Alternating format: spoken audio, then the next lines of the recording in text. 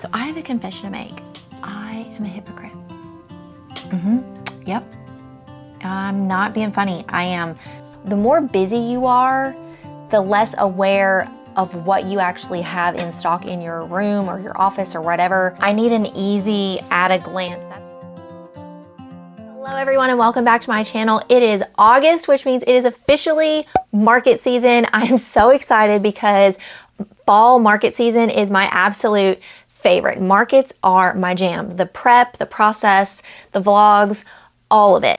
This year, my market prep is looking a little different. And what I mean by that is it's not just like making all the things. So these are a stack of vintage keychain wallets that didn't get finished in a few videos ago. These are restock wallets. I have a huge stack of jumbo boxy bags that are in progress. I have several things that are in progress, and that is on my to-do list this week to catch up on those before I start anything else.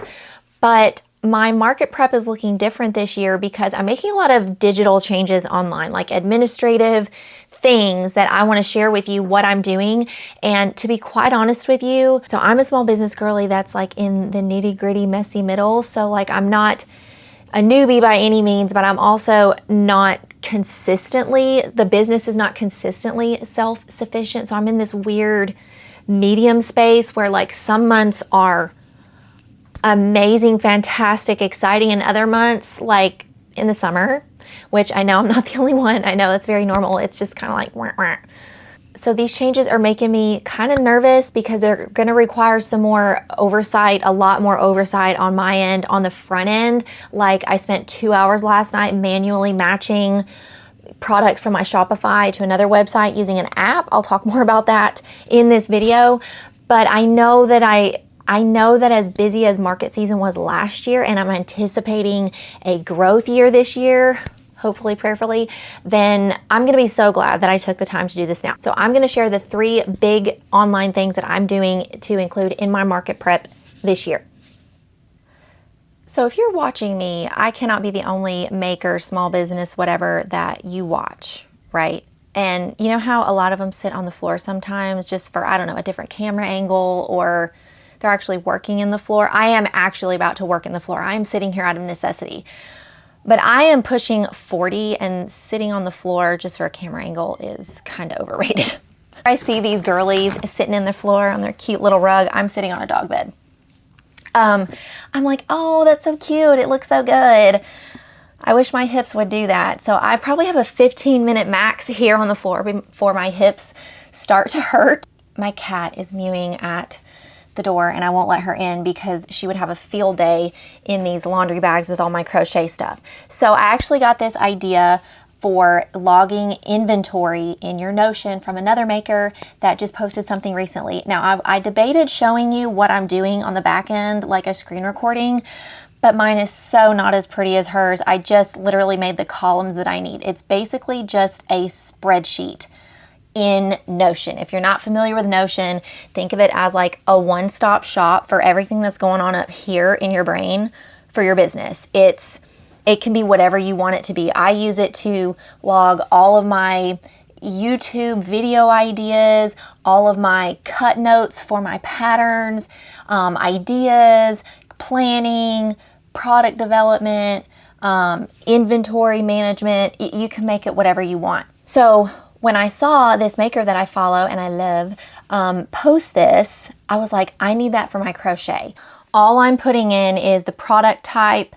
I probably don't need the pattern for these. This is more pattern, like if I am eventually gonna put in my quilted products, my quilted accessories. It's just not the priority right now. The priority is the crochet stuff. How many I have on hand and to be made. This is going to be a quick at a glance. I anticipate updating this after markets. And if you're thinking it's kind of redundant, like can't you just go look at your Shopify? Well, again, none of this stuff is on my Shopify yet. I will talk more about what I'm changing with my Shopify website later in the video. So I'm just going to type in chubby kitty pattern. I'm just going to like delete this column because I don't need it. How do I delete it? Oh, there it is. I'm still kind of new to this. Quantity on hand, a lot.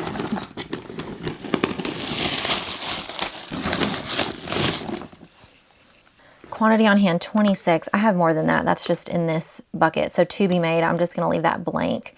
And then turtles, snakes. Since I'm not like strictly a crochet vendor anymore, it's really not the main priority. I just stick to making what I know will sell, which is kitties, turtles, snakes. I have some dragons, but honestly, they are so time intensive. They're so fun to make. I absolutely love making them. This is kind of like my crafty rest after Christmas season is when I really enjoy making these. And so I have some, but when they're out, I'm not going to be making any more because I'm not going to have time. So I've got 2. I'm not even going to do colors on those. I'm just going to do small dragons, 2. I'm not going to do colors on snakes either. I'm just putting them in and I kind of fold them. The thing that's fun about the snakes is because you can tie them, you can like attach them to your displays and just kind of like sprinkle them throughout your booth like that. So that's kind of cute. I can't count and do 2 things at once. Okay. Okay, that one's done.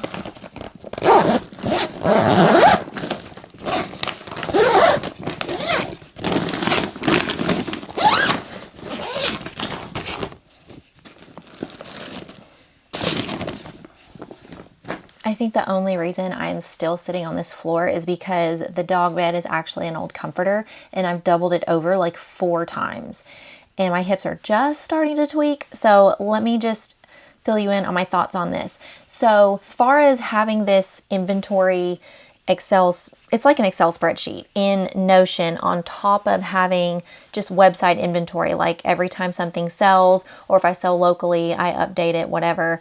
As far as it being redundant, like having inventory in 2 places, the way my brain works, I need an easy at a glance. That's why I have like notebooks everywhere because I will just make lists of things, either list of restocks or list of ideas. I'm a list maker and I'm a visual person. And so to go into Shopify and like run reports to see what's low on stock and what's not, like, I'm not going to do that, number one, because it's just too, having this is worth it to me. Now, that doesn't mean I have to update it every day. I'm not selling that much, number one.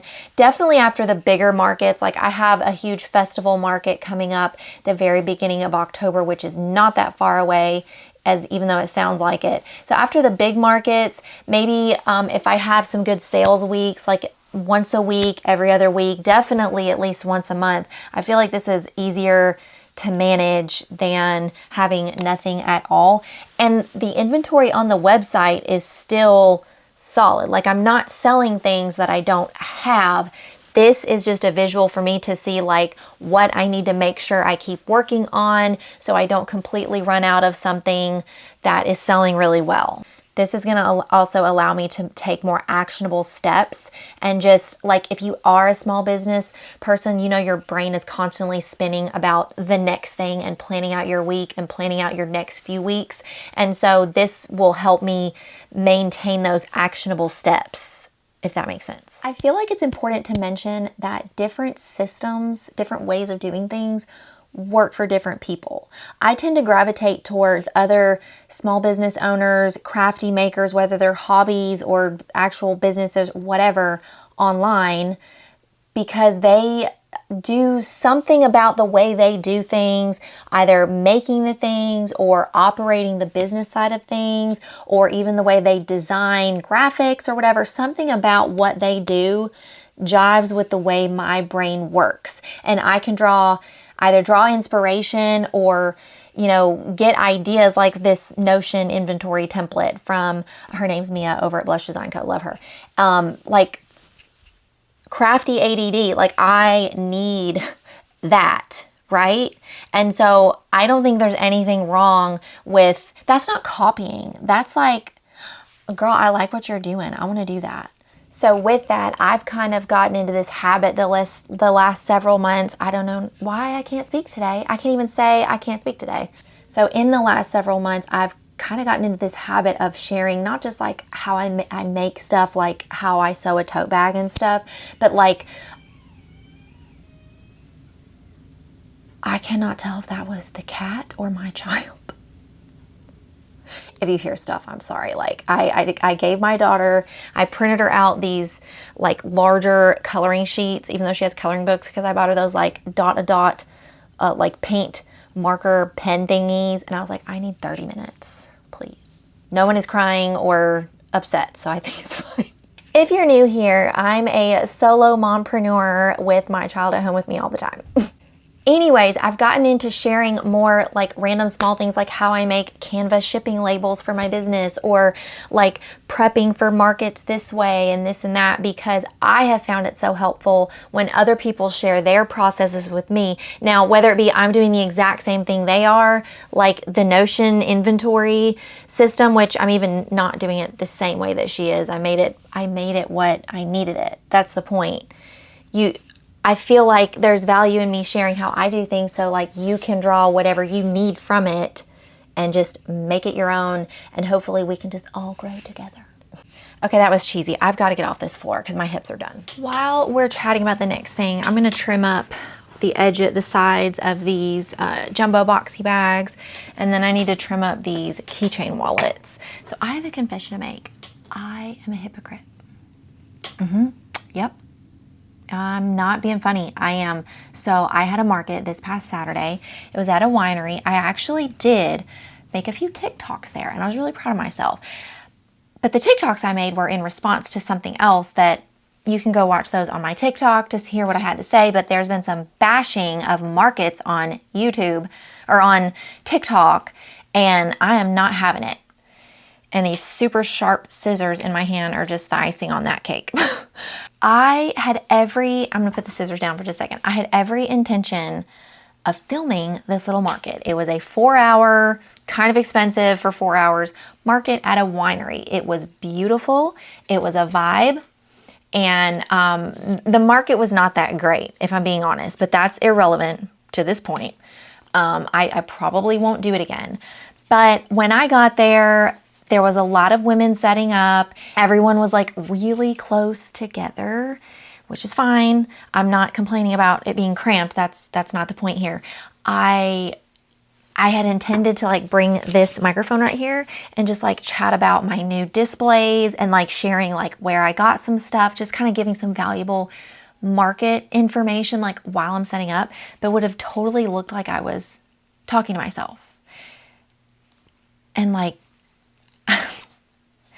I was afraid, y'all. Like I had the fear. And here I have been in the comments telling people how to overcome their fears and like, you got this and that. And here I am not doing the darn thing. And I literally thought of this, like it was like almost time to set up, and I had to move my truck. Like I backed my truck up. I managed to not take the trailer. That was super nice. I backed the truck up to my spot at the pavilion. The weather was so beautiful. We've had a reprieve from the humidity here in Tennessee. And when I got back in the truck to move it out of the way, I was like, you are being such a weenie. You're being a weenie. Like you were going to film this and you're letting fear hold you back. And those were literally my thoughts. And then I was like, well, now it's too late. I've already started, blah, blah, blah. And I really wouldn't have had that much content like after the show already started, because it was pretty slow. Like it was a good vibe, and the women who were there were super nice, and they were vibing and having their day drinks and whatever. It was a fundraiser. But that's not the point. The point is, I need to get over it. So I am purposely putting this out there so I can practice what I preach. I have a market on September the 13th. It's local in my hometown. It's at a church. It's at a pretty big church. And I can't believe I didn't know about this last year. A friend told me about it. But they have a lot of vendors there. I'm actually going to be outside because there's so many vendors. And I'm doing it. You're going to get a market vlog in September. Yep. Might be an awkward one, but you're going to get one. I think if I was at a larger market that I do all the time, like the bigger festivals where there's so many people everywhere, I think I wouldn't have felt so chicken about it.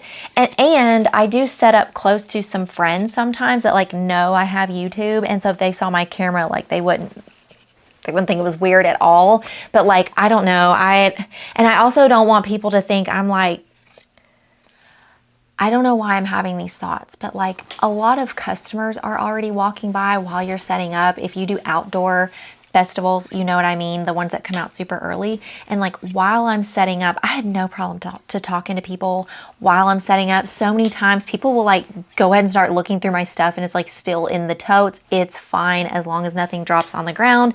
Many, many times people will be like, they'll ask me to set something aside and they want to keep walking around, and I don't mind to do that. The ones that come early are coming to look and they always come back. So I don't mind to do that. So I'm saying that to say my dog's coming in here if you hear what sounds like a horse walking in here, but I don't want either other vendors or customers to like think I'm self-absorbed.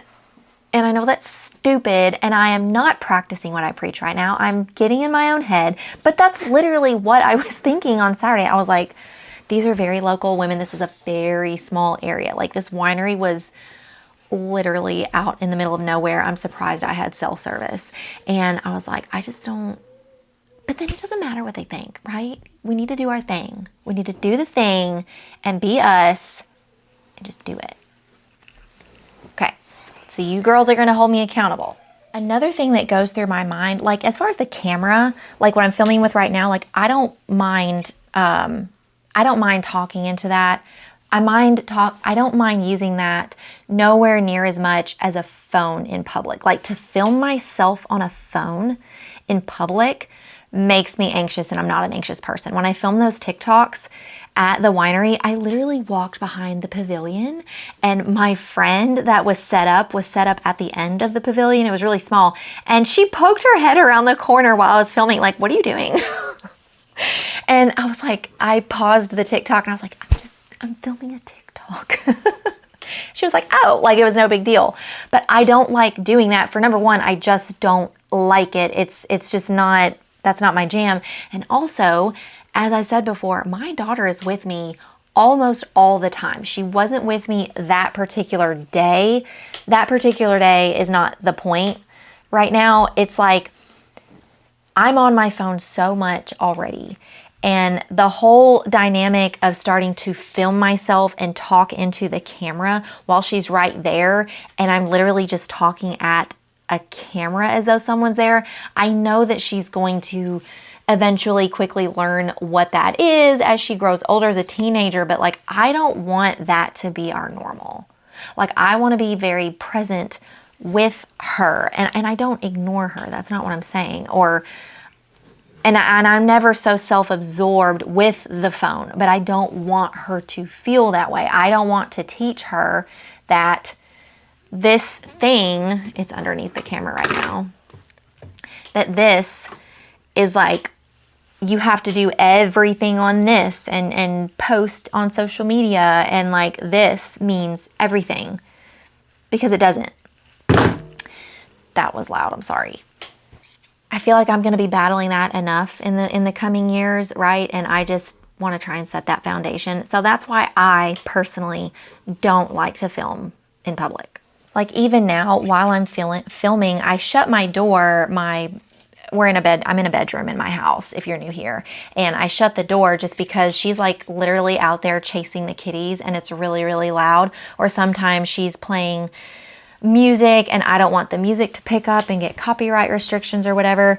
But I've told her if she hears me talking through the door, she can come in here anytime. Like, I don't want her to feel like this is a hindrance to her coming in here. Like, if it's an interruption, I'll just pause the camera. You know, I don't ever want to make her feel like this camera is more important than whatever she may need. And most of the time she just, needs like a Band-Aid or something. Okay, so these are trimmed. That took forever. And then I just need to cut the corners out. I can do that while we're watching TV sometime. And now I need to trim these.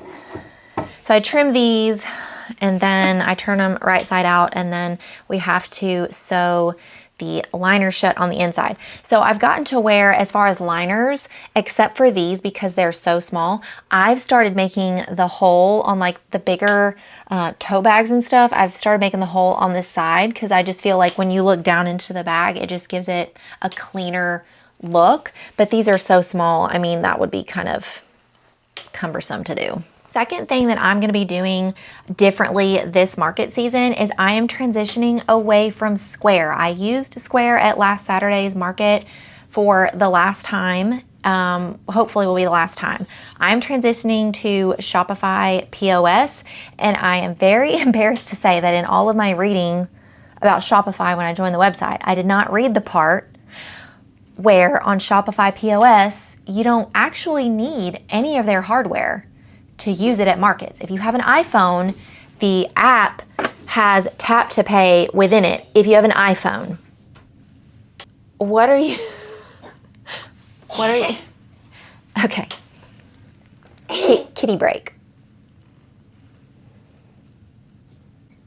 Okay, can you use that light to like get her back out the door? Because she's gonna be really loud in the video.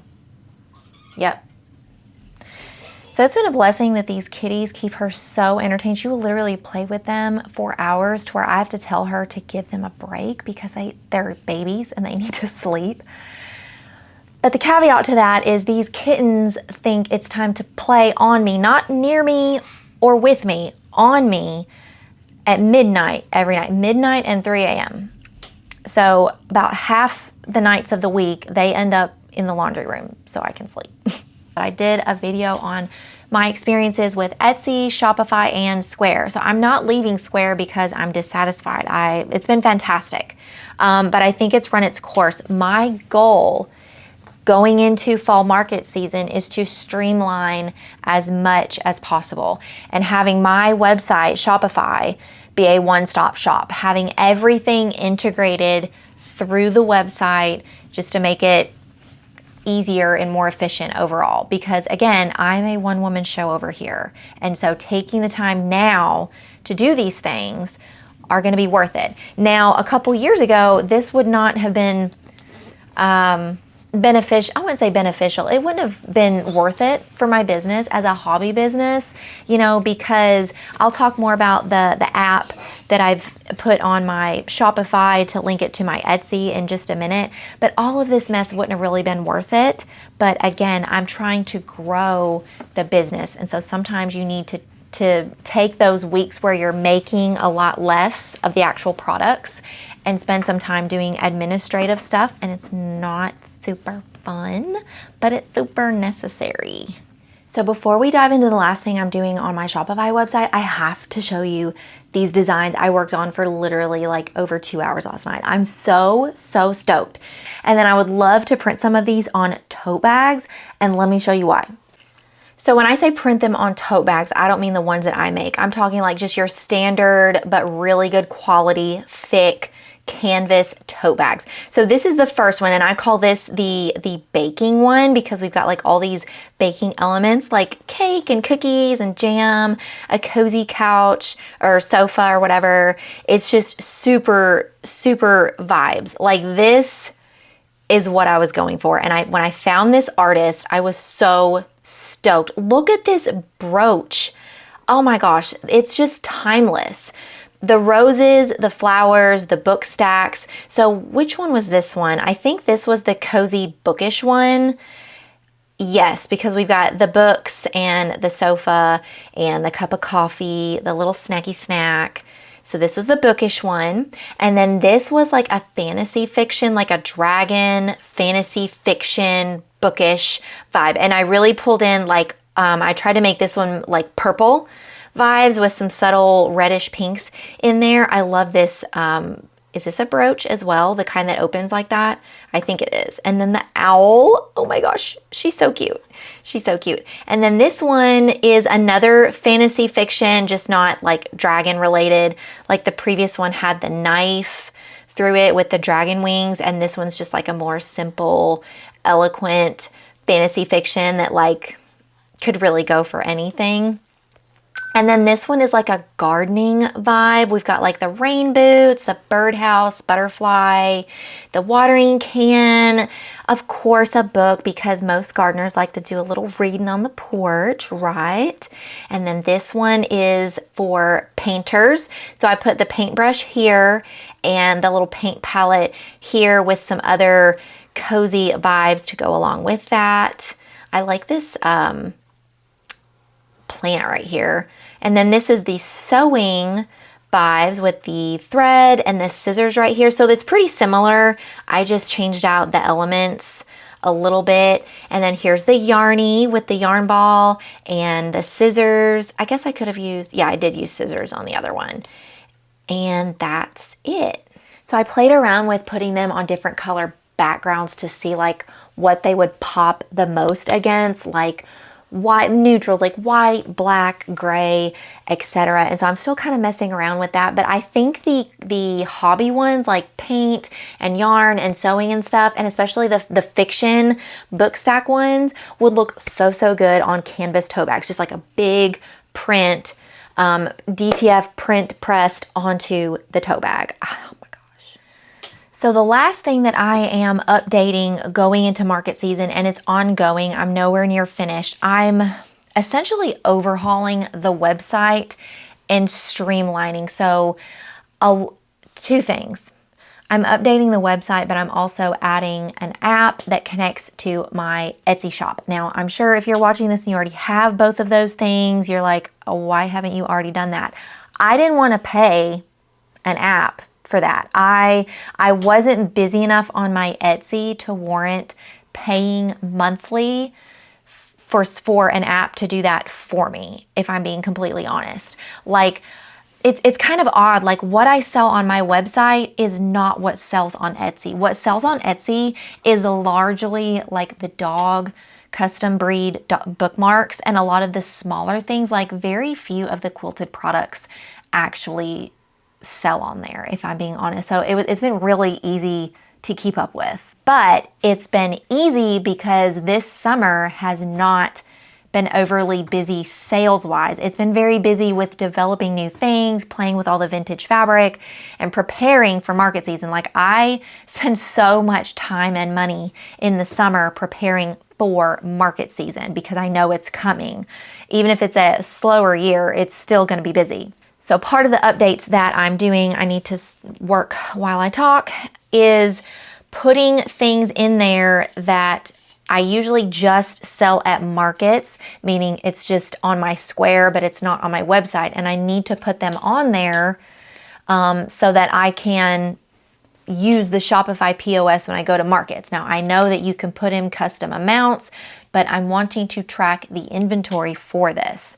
And so it's not going to be that much. It'll just mostly be added to the crochet section. So if you like the crochet plushie products, there will be more of them on the website very soon. Another very important thing that I've done is changing all the inventory quantities to on hand only, meaning this applies differently to different products. Like anything bookmark, sticker, like I usually jack up those quantities and then I check the box where keep selling even if it's out of stock, because I can literally just print and make more. I always keep those materials like the lamination sheets and the paper and everything in-house at all times, so I can always restock those. But the sewing products, however, the way I would do it before is I would know roughly how much fabric extra on hand I would have. So even if, like, let's say I put 5 of, well, these are kind of small. This is the Blush and Boots jumbo boxy bag. So let's say I had a few yards of that in the closet. So it's not cut or even in progress or anything, but I had the fabric. I would go ahead and put like four boxy bags. And then if I had some made up, 4 or 5, right? Because I had the materials, but I just didn't have it made and I could just make it.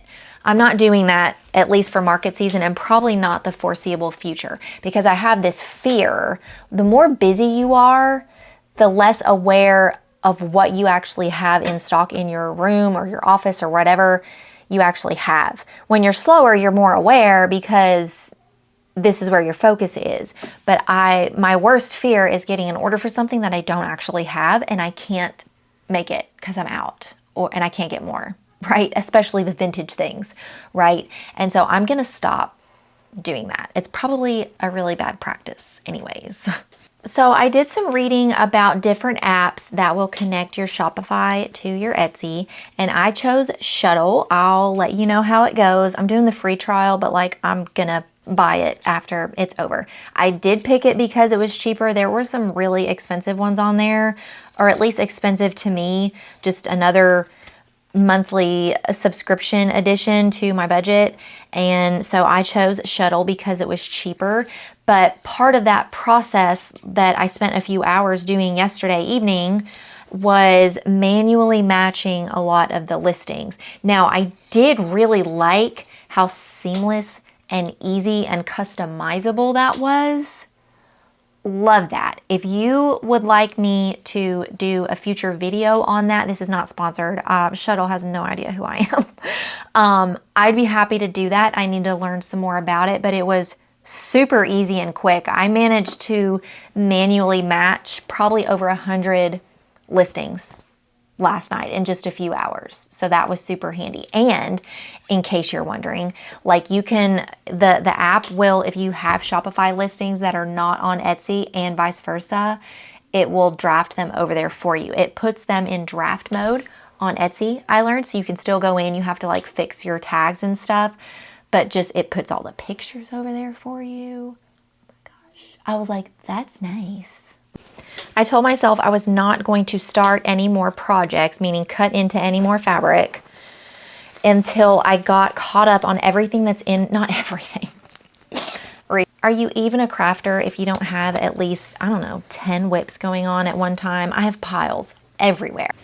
You know, when I'm just chatting, I try to have something to work on just because I'm trying to maximize my time, and I have a touch of the ADD and I have to have something in my hands at all times. But doing the small business thing and market prepping especially is not always just cutesy like making stuff. There's a lot of administrative things on the back end. So just if you're new or you're in the messy middle like me, just keep that in mind, that that's completely normal. It's not always glamorous and cutesy and aesthetic and all that, but it's definitely necessary to take these steps now so that we're prepared when we're in the thick of it in market season.